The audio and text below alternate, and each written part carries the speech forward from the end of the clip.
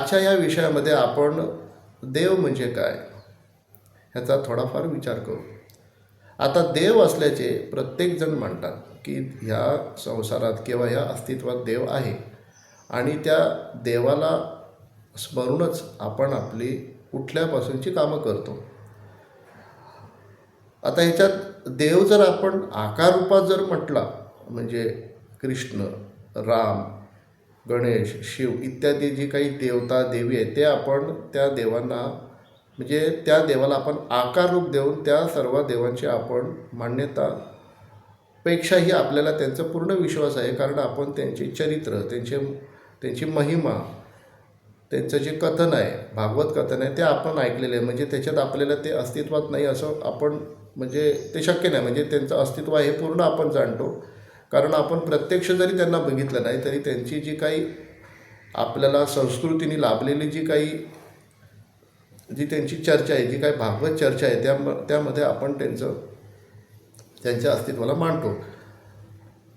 ह्याही पुढे जर नुसता निराकार देव असा जर म्हटला तर त्या निराकार देवालाही आपण मानतो. कारण निराकार देव म्हटला की आकार विरहित जो देव आहे त्यालाही आपण मानतो आणि त्याच्यावरही प्रत्येकाला श्रद्धा, भक्ती, विश्वास आहे आणि त्यावरच आपली आध्यात्मिक उन्नती किंवा आपली आध्यात्मिक जी काही वाटचाल आहे ती चालू होत असते.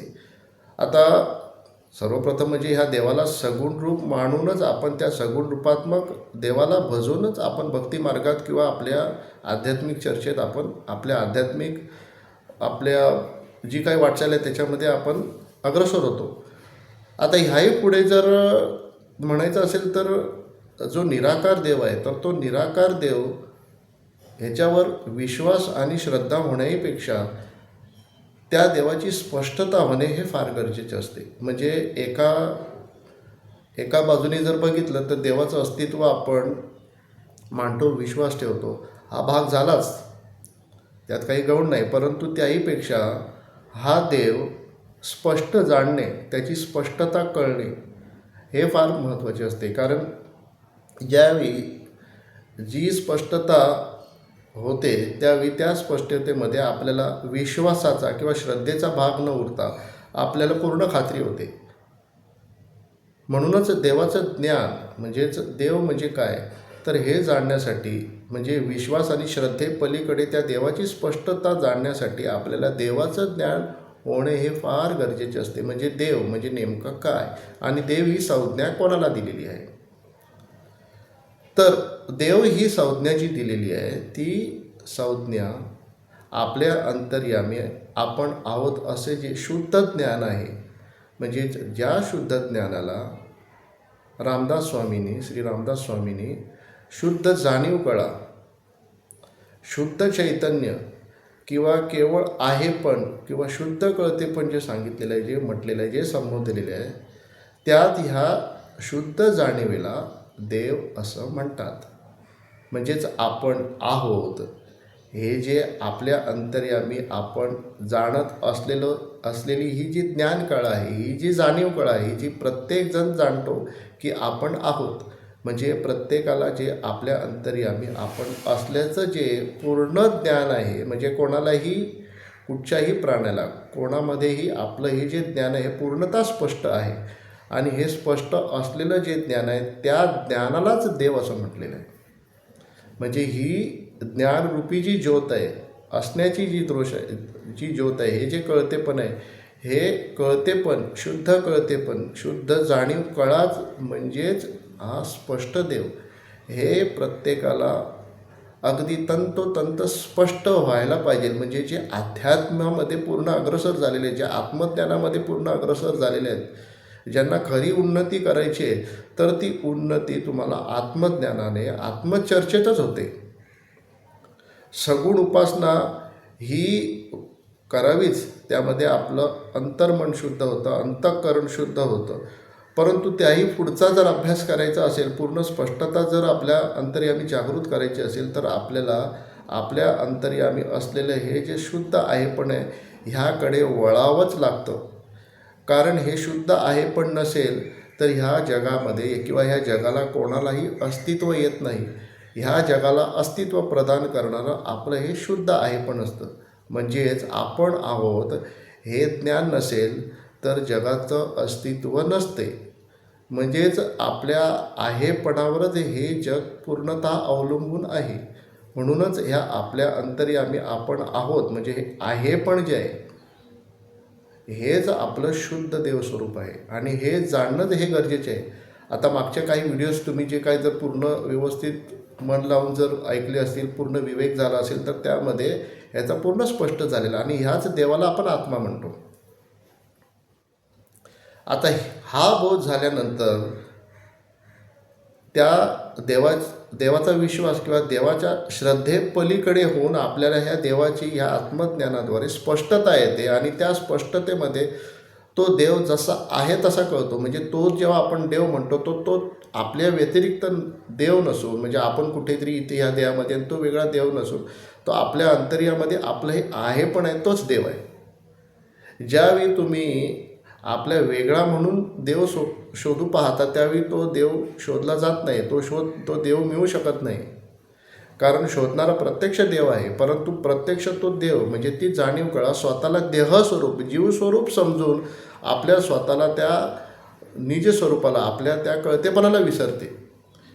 ही जी जाणीव कळा शुद्ध कळा का म्हटलेली आहे? कारण ही शुद्ध कळा ज्यावेळी आपल्या देहामध्ये उपस्थित असते, म्हणजे ही जी शुद्ध कळा आहे ही शुद्ध कळा स्वतःला देहस्वरूप समजू लागते आणि ज्यावेळी ती देहस्वरूप समजू लागते त्यावेळी त्या देहस्वरूपाच्या समजुतीमुळे त्या भ्रमामुळे तिला त्या स्वतःच्या स्वरूपाला विसर पडतो आणि तो विसर पडला की त्या देहाच्या ओळखीने देहस्वरूपाने तीच शुद्ध कळा किंवा तेच देव किंवा तीच जाणीव कळा स्वतःला शोधण्याचा प्रकार करते आणि त्याला त्याच्यामागे मग ती किती सगुण उपासना करते काय करते, परंतु त्याचा काय मागवा लागत नाही. कारण तू इथे बोध काय व्हायला पाहिजे आहे की हे जे आपलं देहस्वरूप म्हणजे व्यक्तिरूप आहे हे मूळतः हेच प्रतिबिंबित रूप आहे आणि हे खरं वास्तविक रूप नाही. म्हणजे ज्यावेळी आपल्याला कळतं की आपलं हे जे व्यक्तिरूप आहे, ठीक आहे, ह्या व्यक्तिरूपाने आपल्याला ह्या जगात व्यवहार होतो, कार्य होतो, परंतु ज्यावेळी अध्यात्माचा विषय येतो त्यावेळी ह्या व्यक्तिरूपाचा आधार किंवा व्यक्तिरूपाचा ची मदत घेऊन तुम्हाला आपलं स्वरूप कळणे अशक्य आहे. कारण मुळातच हे जे देहस्वरूप आहे म्हणजे आपलं आपण ज्याला अहंकार म्हणजे ज्यावेळी ती शुद्ध जाणीव स्वतःला देह समजते त्याला अहंकार असे म्हणतात. ज्यावेळी आपलं हे जे आहे पण हे स्वतःला आपण देह असे म्हणतो त्यावेळी ते देहस्वरूप होतं आणि देहस्वरूपाची जागृती झाली की आपल्या त्या स्वस्वरूपाची आपल्या विस्मृती होते. हे लक्षात घेणे फार महत्त्वाचे आहे.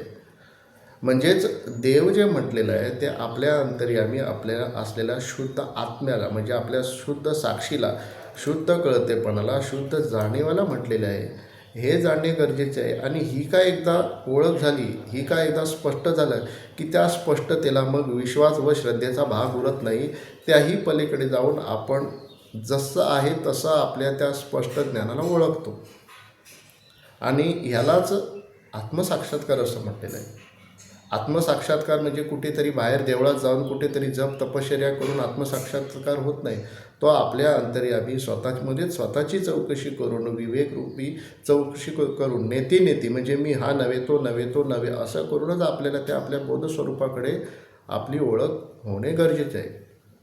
म्हणून आजचा हा जो विषय आहे की देव आपल्याला सर्वांना माहिती आहे, पण देवाचा विश्वास आणि श्रद्धा असणे ह्या पलीकडे त्या देवाचं तंतोतंत आत्मज्ञानाने, विवेकाने, तत्वबोधाने ज्ञान होऊन त्या आपल्या अंतर्यामी आपणच स्वतः देव आहोत. आपण म्हणजे देहस्वरूप नव्हे तर आपण जे जाणीवरूप चैतन्य स्वरूप आहोत ते देव. आता इथे बहुतांश लोकांची अडचण किंवा भक्तांची अडचण काय होते की आपलं हे जे देहस्वरूप आहे ते आपण खरं मानतो, पण हे देहस्वरूप जे आपलं आहे ते व्यवहारापुरती खरं असतं. त्या व्यवहारात आपण त्या देहस्वरूपामुळे आपली सगळी कार्य घडतात तो भाग वेगळा आहे. परंतु आध्यात्मिकामध्ये जेव्हा आपण पाऊल उचलतो त्यावेळी आपल्याला ह्या देहस्वरूप जे आहे ते खरं नाही आहे, ते वास्तविक नाही, हे जाणणं गरजेचं. जोपर्यंत तुम्ही तुमचं व्यक्तिरूप खरं आहे हे मान्य करता आणि त्या मान्यतेवर जगता आणि त्या मान्यतेवरून जर तुम्ही स्वरूपाला शोधण्याचा प्रयत्न करता, ते चुकीचं आहे. म्हणजे तिथे ते तुमची साक्षात्कार होण्याची शक्यता कमी असते, कारण तुम्ही तुमच्या देहस्वरूपाला सोडत नाही. तुम्ही देहस्वरूप नसून त्या देहस्वरूपाला जाणणारे तुम्ही साक्षी आहात, ते तुम्ही देवात हे तुम्ही जाणा. आता ह्याच्यात विवेक जर करायचं असेल तर कसं, प्रतिबिंब आणि बिंब, म्हणजे प्रतिबिंब असतं ते बिंबाचं असतं, हा विषय पहिली मुख्यतः लक्षात घ्या की इथे बिंब आहे, त्या बिंबाचं प्रतिबिंब. आता कायदा असा आहे की बिंब आणि प्रतिबिंबामध्ये बिंब जो असतो तो त्या प्रतिबिंबाला जाणणारा असतो आणि प्रतिबिंब केव्हाही त्या बिंबाला जाणू शकत नाही. म्हणजे उदाहरणार्थ घ्यायचं असेल तर ज्यावेळी आपण आरशासमोर म्हणजे दर्पणासमोर उभे असतो, त्यावेळी आपली प्रतिमा जी काही उमटते, तर तिथे ते प्रतिमा कोणाची आहे, ते आपलीच आहे, पण ती प्रतिमा जे ते आपलं प्रतिबिंब आहे. आता ह्याच्यात विवेक व अभ्यास असा करायचा आहे की ते जे आपला जो प्रतिबिंबित जो आपला आरशामध्ये जे आपलं प्रतिबिंब आहे, ते प्रतिबिंब आहे ते आपल्याला जाणतं की आपण जे आहोत ते आपण त्या प्रतिबिंबाला जाणतो. हा साधा विवेक आहे. तर ते प्रतिबिंब आपल्याला कधी जाणू शकत नाही, कारण प्रतिबिंब म्हणजे ते बिंब झालं. प्रतिबिंब म्हणजे ते प्रतिबिंब म्हणजे ते मिथ्या झालं. म्हणजे प्रतिबिंब कधीही बिंबाला जाणू शकत नाही, परंतु जे बिंब आहे तेच बिंब त्या प्रतिबिंबाला जाणतं. म्हणजे जाणणारं बिंब आहे, जाणणारं जे बिंब आहे म्हणजे बिंब आपल्या प्रतिबिंबाला जाणतं. म्हणजे प्रतिबिंब जे आहे त्या प्रतिबिंब काल्पनिक असल्यामुळे, खरं नसल्यामुळे त्याच्यामध्ये ती जाणीव कळा नाही, ते जाणू शकत नाही. हेच उदाहरण घेऊन जर आपल्या अंतर्यामी आपण जर स्वतःमध्ये बोध केला तर आपल्या लक्षात येते की आपल्याला आपण व्यवस्थितरित्या याच्यात चौकशी करू की आपल्याला आपलं हे जे देहस्वरूप, म्हणजे मी ह्या देहामध्ये हा व्यक्ती, हे देहस्वरूप आपल्याला आपल्यामध्ये आपण जाणतो की नाही. याला उत्तर आहे बरं, आपल्या देहामध्ये आपलं देहस्वरूप आपण जाणतो. म्हणजे ह्या देहस्वरूपाची आपल्याला जाणीव होते, हे आपल्याला स्पष्ट आहे. मग ह्या देहस्वरूपाची जर आपल्याला जाणीव होते, मग ती जाणीव कुठल्या आपल्याला होते, तर ही देहस्वरूपाची जी जाणीव आहे ती आपल्याला आपण जे शुद्ध जाणीव म्हणून आहोत त्याला होते. आता ह्यावरून स्पष्ट लक्षात होतं आहे की जे आपण जाणीव म्हणून आहोत ते आपण बिंब आहोत आणि त्या बिंबाला म्हणजे त्या जाणीवरूपी बिंबाला जाणीव होत असलेलं देहरूपी जे प्रतिबिंब आहे ते जाणवतं. ह्याच्यात पूर्णता स्पष्ट होतं. याच्यात विवेकही घ्या अथवा तुम्ही लॉजिकही घ्या किंवा कुठच्याही पूर्ण मनचित्ताने पूर्ण मनन करा आणि पूर्ण तुमच्यामध्ये तुम्ही बघा, तुमच्यामध्ये तुम्ही झाका की हे तुम्ही म्हणून जे जाणीव आहे त्या जाणीवेत तुम्हाला हे तुमचं देहस्वरूप जाणवत आहे. आपण आहोत या आपण आहेपणाला हे आपलं व्यक्तिरूप जाणवतं आहे. म्हणजे व्यक्तिरूप जे आहे ते प्रतिबिंब आहे आणि त्या प्रतिबिंबाला जाणणारं जे बिंबस्वरूप जे जाणीवरूप आहे ते आपण आहोत. आणि ते बिंबस्वरूप जाणीवरूप म्हणजे आपण, म्हणजेच त्यालाच देव म्हटलेलं आहे. ह्याची ज्यावेळी स्पष्टता येते, ठीक आहे, व्यवहार झाल्यानंतर तुमची ओळख झाल्यानंतर तुम्ही तुमच्या देहस्वरूपाने तुमची कामं करा, तो भाग निराळा तो वेगळा, परंतु ते देहस्वरूप म्हणजे आपलं खरं स्वरूप आहे हे समजू नका. त्या देहस्वरूपाला जाणणारं जे आपलं स्वरूप आहे, जी जाणीव कळाय, जे कळतेपण आहे, जे साक्षीपण आहे, जो आत्मा आहे, जो बोधरूपी आहे पण आहे, ते आपलं स्वरूप आहे. आणि ह्या स्वरूपाची स्पष्टता झाली म्हणजेच त्याला पूर्णता विश्राम, पूर्णता शांती आणि पूर्णता आत्मानंद मिळतो. ह्या आध्यात्मिक चर्चेत विषय म्हणजे की आपल्याला स्वतःची जागा ओळखणे हे गरजेचे आहे. आपण आपल्याकरिता काय आहोत. बरं, ही जी जाणीव कळ आहे, हे जे देवत्व हे कसं आहे, तर हे निराकार आहे. म्हणजे त्याला कसलाही आकार नाही आणि आकार नसल्यामुळेच त्याला ह्या शरीररूपी आकाराचं ज्ञान होत आहे. त्यामध्ये शरीर नाही आहे, त्या निराकार जाणीवेमध्ये शरीर नाही, म्हणून त्याला शरीराचा बोध होत आहे, मनाचा बोध होत आहे, मन जाणवत आहे, शरीर जाणवत आहे, देह जाणवत आहे, देहस्वरूप जाणवत आहे, इच्छा वासना आकांक्षा सगळ्या काही जाणवत आहे, जग जाणवत आहे. म्हणजे ज्याला जाणवत असणार ते जाणणारं जे जाणीव पण ह्या सगळ्या वेगळं आहे हे पूर्ण स्पष्ट आहे. आणि जर त्याला जाणवतं आहे म्हणजे तेच खरं आहे आणि ते बिंब स्वरूपातच खरं आहे आणि बाकी जे जाणवत असलेले ते पूर्ण प्रतिबिंब आहे आणि ते केवळ मिथ्याभास आहे हे ओळखणं गरजेचं आहे. ह्याच्यात जर तुम्ही जशी सगुण उपासनेमध्ये जर श्रद्धा, भक्ती आणि विश्वास ठेवाल, त्याचप्रमाणे जर आत्मज्ञानामध्ये जर थोडीशी श्रद्धा, विश्वास आणि थोडी आत्मज्ञानरूपी भक्ती जागृत कराल, विवेकाच्या सहाय्याने जर तुम्ही स्वतःमध्ये स्वतःची चौकशी कराल, तर तुम्हाला तुमचं देवरूप स्पष्ट जसं आहे तसं कळतं. श्री सद्गुरू निसर्गदत्त महाराजांनी सांगितलं की आपल्याला आपण आहोत हे कळत आहे. मग कळत आहे ते आपण नसून ज्याला कळते ते आपण आहोत हे स्पष्ट लक्षात आलं पाहिजे. म्हणजेच हा जो देव म्हटला आहे तो देव आता तुम्ही त्या कल्पनेने जाऊ नका, त्या कल्पनेने त्या देवाला सांगू नका कोणीतरी सांगितलं आहे म्हणून तो देव तर तो निराकार जो देव आहे, तो निराकार देव म्हणजे प्रत्यक्ष तुम्ही आहात आणि तुमच्या अंतर्यामी या क्षणी तुम्ही आहात हे जे ज्ञान स्पष्टपणे तुम्ही जाणता तेच तुमचं देवरूप.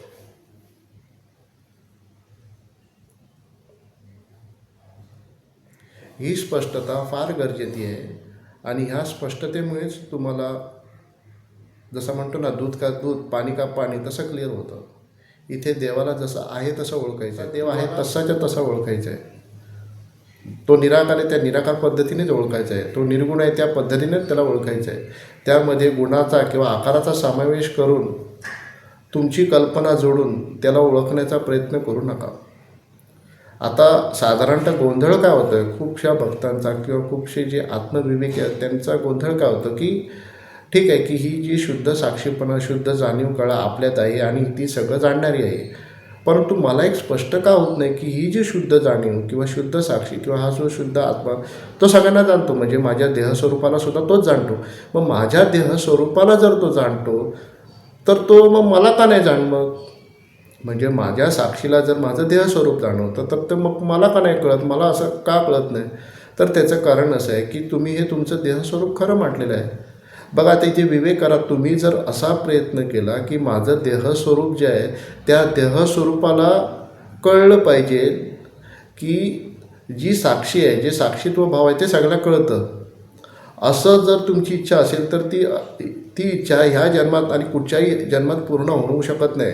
कारण ती इच्छा तुमची चुकीची आहे. कारण तुम्ही हे देहस्वरूपाने तुम्ही विचार करता, देहस्वरूपाने त्यांना जाणण्याचा प्रयत्न करता, देहस्वरूपाने तुम्ही विवेक करता की त्या देहस्वरूपाने मी जाणावं की ती जी शुद्ध जाणीव आहे ती कशी जाणते हे तुम्हाला त्याचं ज्ञान व्हायला पाहिजे. पण त्याचं ज्ञान होणे अशक्य.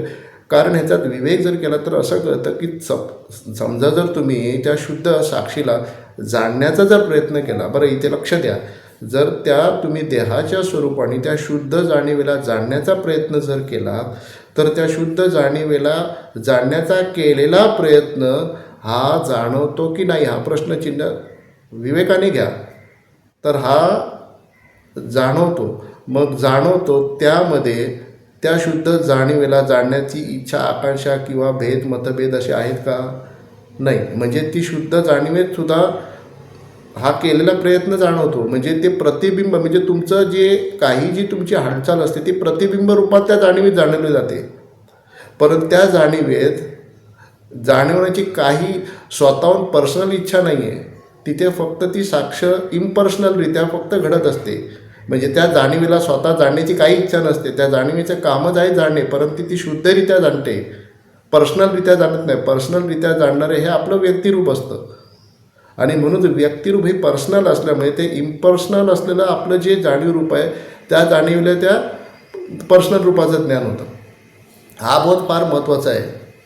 कारण खेळ होतो काय, पूर्ण आपण आत्मज्ञान ऐकतो, आत्मज्ञानाची चर्चा होते, परंतु परत आपण त्या देहाच्या स्वाधीनावून देहस्वरूपाने परत त्या साक्षीला जाणण्याचा प्रयत्न करतो. परंतु इथे जाणणं गरजेचं आहे की त्या साक्षीला जाणण्याचा जो प्रयत्न किंवा त्या देवाला जाणण्याचा जेव्हा तुम्ही प्रयत्न करतो तो तुमच्या अंतर्यामी तुम्हाला कळतो की नाही? कळतो. जाणवला जातं की नाही? जाणवला जातो. होय म्हणतात. कुठे जाणवला जातो आहे? मग जिथे जाणवला जातो तिथे जाणण्याचा किंवा कळण्याचा प्रयत्न आहे का? तिळभर तरी प्रयत्न आहे का? नाही. म्हणजे तिथे जिथे जाणवलं जातो तिथेच तुम्ही आहात आणि तेच तुम्ही आहात हे पूर्ण स्पष्ट व्हायला पाहिजे. ही स्पष्टता, आत्मसाक्षात्कार म्हणजे पूर्णता, स्पष्टता, देवाची स्पष्टता, आत्म्याची स्पष्टता, आपल्या निजरूपाची स्पष्टता.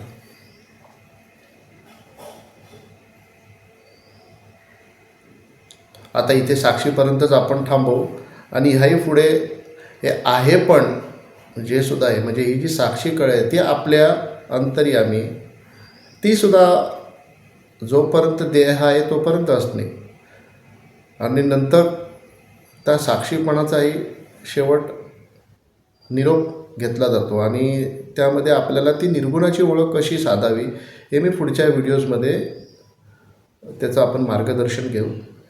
आता ह्यावेळी आपण ही जी काही चर्चा केलेली आहे त्या निमित्ताने तुम्हा सर्वांची आम्ही हार्दिक अभिनंदन करतो, स्वागत करतो आणि त्याचप्रमाणे ही जी चर्चा आहे ती आपण तशी पुढे चालू ठेवू आणि ह्यामध्ये जर काही त्रुटी झाली असेल, माझ्या बोलण्यामध्ये जर काही त्रुटी झाली असेल तर ती मला क्षमा करा आणि असाच आमच्याशी संपर्क साधून आमच्याशी वेळ मिळत असेल त्यावेळी मी व्हिडिओज असे करत राहीन आणि जर एखाद्याला काय शंका, डाऊट असेल तर नक्की मला कॉमेंट्समध्ये हे करावे. आणि त्या अगोदर सांगतो की तुम्हाला जर एखादी पूर्ण म्हणजे ह्या आत्मसाक्षात्काराचं ज्ञान व्हायचं असेल तर जे काही आपले दासबोधसारखे ग्रंथ आहेत, त्याचप्रमाणे निसर्गदत्त महाराजांचे प्रवचन, इतर महाराजांचे प्रवचन आहेत, त्यांची थोडे प्रवचनं ऐकून तुम्हाला अजून तुमची आध्यात्मिक उन्नती होऊन तुमची जी काय पुढची आध्यात्मिक प्रगती ती होऊ शकते. आणि असाच मी पूर्ण त्या परमेश्वराकडे तुम्हा सर्वांसाठी, आपल्या सर्वांसाठी इच्छा करतो आणि हे माझा आजचं जे काही सत्संगाचा जो कार्यक्रम आहे तो मी इथेच स्थगित करतो. धन्यवाद.